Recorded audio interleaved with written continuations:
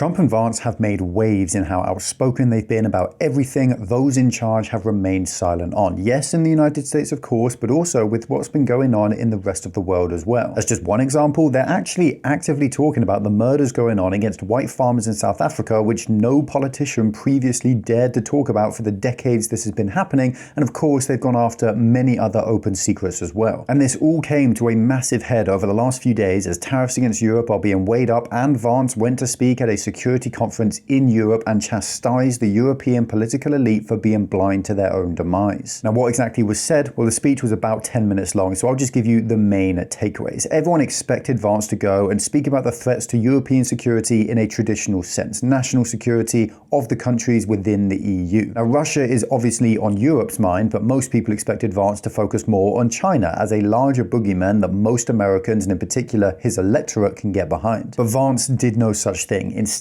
he pointed out that the real threat, in his opinion, to European security is now coming from within their own borders, and largely from the elite who rule Europe as politicians and practically as oligarchs. Now, that sounds a little preposterous to some people, and I can see why, but Vance made a point of stating explicitly what he was talking about and giving explicit examples. In Romania, for example, there was a presidential election, and a right-wing candidate was expected to win that election. That was right up until 2 days before the election actually happened, because a court in Romania cancelled the election, stating that there was Russian interference in the election in the form of a few $100,000 spent on Facebook ads. Now, Vance's point was simple. In elections, people advertise. Should we want Russia to advertise for a candidate in another country's election? No, of course not. Should we try and stop that from happening? Yes, of course we should. But should we cancel all democratic processes just because a right-wing candidate is going to win and a frankly insignificant amount of election campaign spending has been linked to Russia?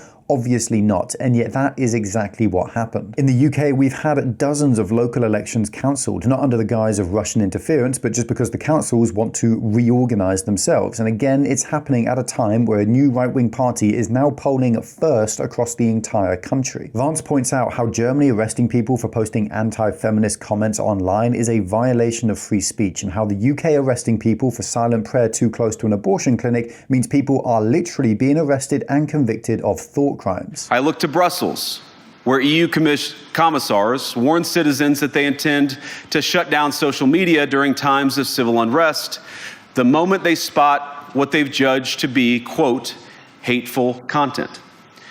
Or to this very country, where police have carried out raids against citizens suspected of posting anti-feminist comments online as part of, quote, combating misogyny on the internet, a day of action. I look to Sweden, where 2 weeks ago the government convicted a Christian activist for participating in Koran burnings that resulted in his friend's murder. And as the judge in his case chillingly noted, Sweden's laws to supposedly protect free expression do not, in fact, grant, and I'm quoting, a free pass to do or say anything without risking offending the group that holds that belief. And again, some people will claim that Vance is lying when he says that free speech is being lost in Europe, but in reality, it's already been lost. Vance noted that a protester in Sweden was murdered by a Muslim after publicly burning a Quran, and one of his friends who helped him protest has now been convicted of offending people with his actions. And just a couple of days ago, a similar thing happened in the UK. A protester burnt a Quran in London in the UK, and he was attacked by a Muslim with a knife. Both the attacker and the man burning the Quran have been arrested. The man expressing his free speech and burning his own private property, he's been charged with causing offence, and he's been refused bail and so is still in jail. The man who physically attacked him with a knife and stabbed him fully on camera with his face perfectly visible, he's been charged but let out of jail on bail. This happened within 24 hours of Vance's speech, so I don't know how anyone could possibly claim that free speech still exists in a place like the UK when speech and expression is routinely policed. But more than just being policed, those who run into the thought police are actually treated more harshly than people literally attacking other people with knives. At the end of the day, the point that Vance was trying to get through to the political elite of Europe was simple and is very true. They are simply hiding from their problems, cancelling elections as we see in Romania and the UK, as we see Germany threaten to do as well. Refusing to let right-wing politicians who are elected actually take part in their democratic processes. Lawyers and judges fighting to uphold the supremacy of the left. All of this is being done because the left has driven our countries into the ground and they're making no attempt to fix any of the actual issues. Eventually, they will lose. Either the democratic mandates of the right will become so overwhelming they simply cannot ignore it any longer, or the population will slowly become entirely disenfranchised from their failed democracies and will resort to violence and revolution to have their say in the running of their country. Anyone who denies this is simply burying their head in the sand, hoping that humans are going to suddenly stop behaving like humans and forget all the awful things that these globalists have done to us. Now, of course, Trump isn't remaining silent, and Elon Musk is getting his words in as well, and Trump is almost certainly going to place tariffs on European exports from steel, aluminium and cars, and European leaders like the German Chancellor have stated that they will fight back and throw some tariffs at American economies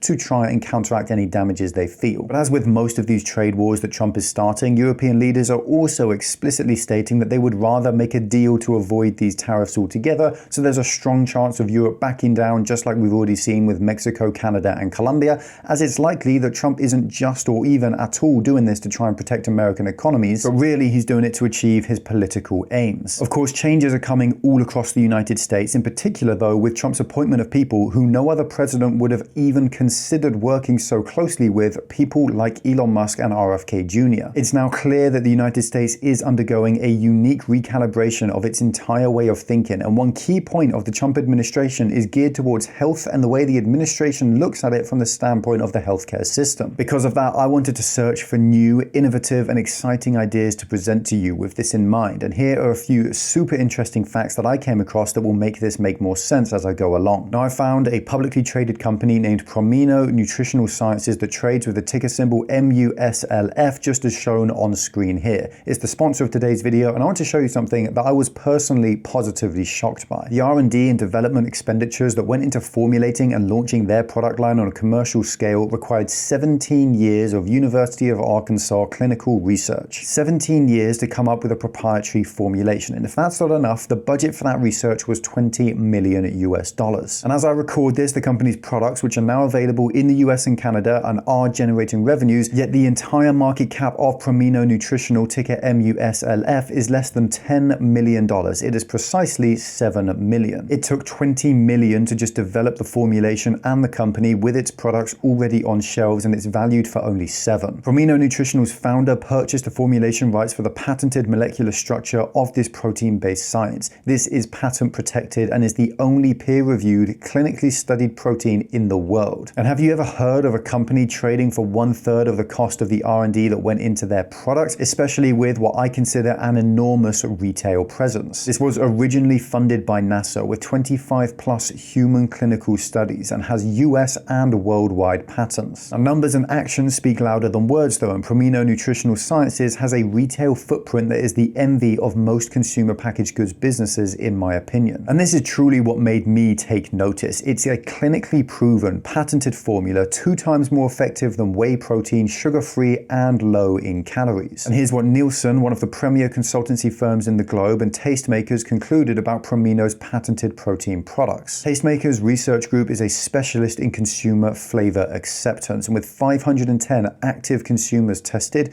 Rejuvenate met or exceeded customer expectations. Raspberry had above average consumer acceptance for the 40 plus demographic, slightly higher than citrus. Citrus was ranked as excellent, and consumers loved the idea of a dairy-free protein drink, and they found it refreshing and easy to drink. Now, Nielsen IQ is a leader in consumer packaged goods testing, and Rejuvenate outperforms 67% of Nielsen's database, has above average purchase intent among beverage consumers, high purchase frequency of 30 times per year or more than twice per month, and excellent volumetric results demonstrating strong US revenue from the point of launch. First year stats of 2.3 million units sold and 19.5 million in sales, and their second year saw an increase of 30 to 35% to 25 million in US sales only. These are some of the most promising notes I've seen in my life. Obviously, these incredible characteristics have drawn world-famous athletes to this brand already, like these incredible brand ambassadors. But even with that, the market cap is still only 7 million today compared with the original 20 million that was spent on research and development. The DIAS score accounts for the digestibility of amino acids absorbed by the body and the protein's contribution to human amino acid requirements. Rejuvenate muscle activates activator is composed of plant-based materials that are considered to be more digestible as it relates to calculating the DIAS score. Rejuvenate Muscle Activator's score of 321 compares to a score of 133 for whey proteins. That's 141% higher, 91 for soy protein or 252% higher, and 82 for pea protein or 291% higher. Let that really sink in there. Quality-wise, Promino Nutritional Sciences, ticker MUSLF, has superior protein delivery, so research this company and take a look at the sales growth. Now, I've shown you a bunch of reasons to research Promino, so go and have a look for yourself.